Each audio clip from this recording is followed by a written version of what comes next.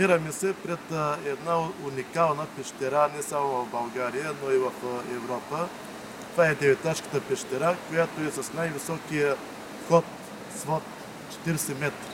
Това е най-високия в Европа свод.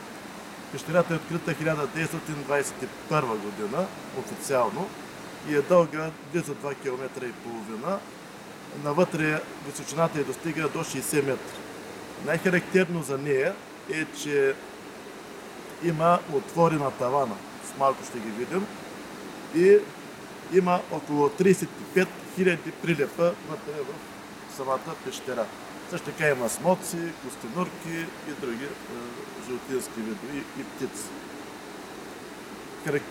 Интересно е тук за тая пещера, че е сниман холивудския филм "Непобедимите две" с участието на Джет Ли, на Брус Уилис, на Арнолд Шварценегер, Силвестър Сталон, Чак Норис.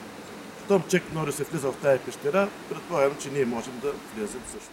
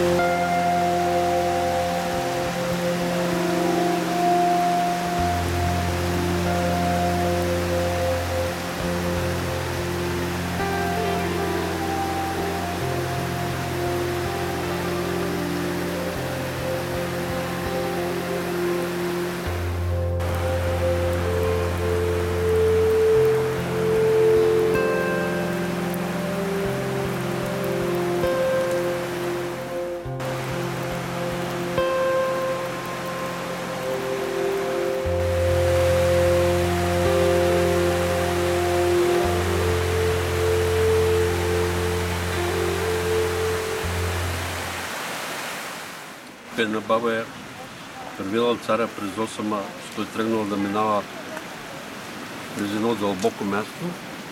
И тя го върнала и му казвала где да мини и той дава една жълтица.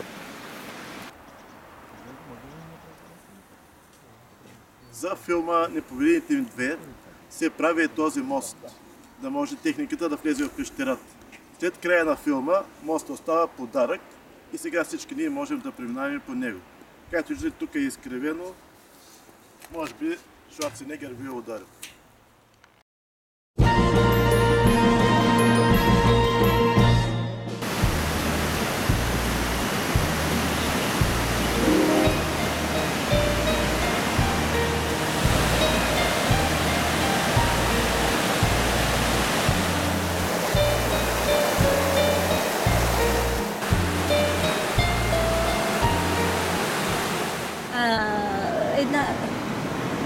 Една малка пещера, където се смята за тракийско светилище. Това отиваш, особено лято, но сега е много малко мътничко да потопяваш водичка, ръчичките 3 пътя и накрая вземаш и я заподираш и я пускаш. А лятото, когато и вече позволява, тя става кристална чиста водичка. Да. Тогава вече си правиш цели ритуал. Измиваш 3 пътя, миеш 3 пъти очичките, с дясната ръчичка пиеш 3 пътя водичката и накрая я заподираш и я пускаш. Мястото изключително, като почваш от траките, римляни, исихастите долу, видяхте? Исихастите преди 600 години.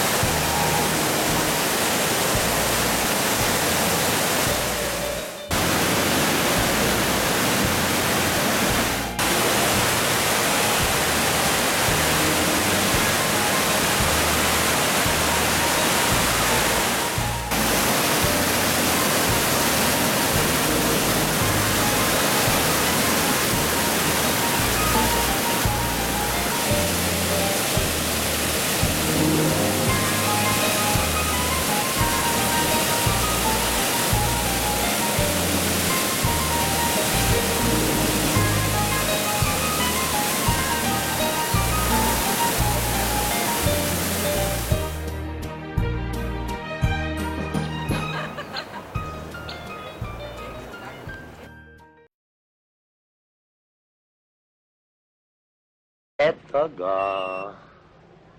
Днес не себър, утре на работа му, а в други ден, кой знае къде. Колко му трябва на човек да е щастлив.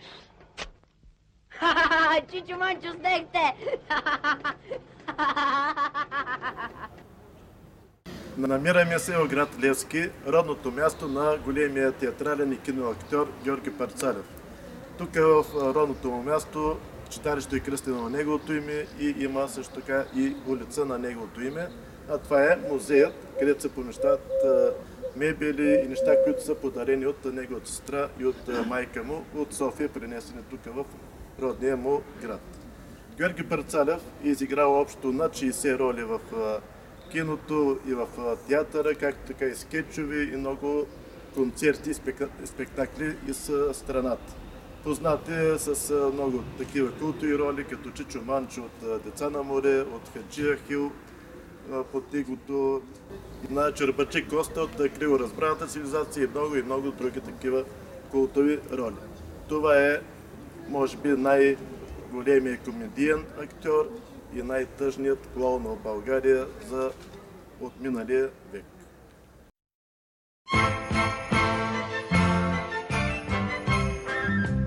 Той огледало чуждота вража, то ме изкара безумен.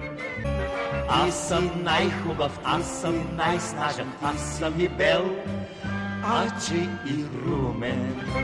Зато и те питам ти да ми кажеш най-откровенните думи. Който е имотен, той най-важен, той най-харен и умен. Аз ще те питам, ти ще ми кажеш най-откровенните думи. Ти си най-хубав, ти си най-снажен, ти си и бел, ачи и румен.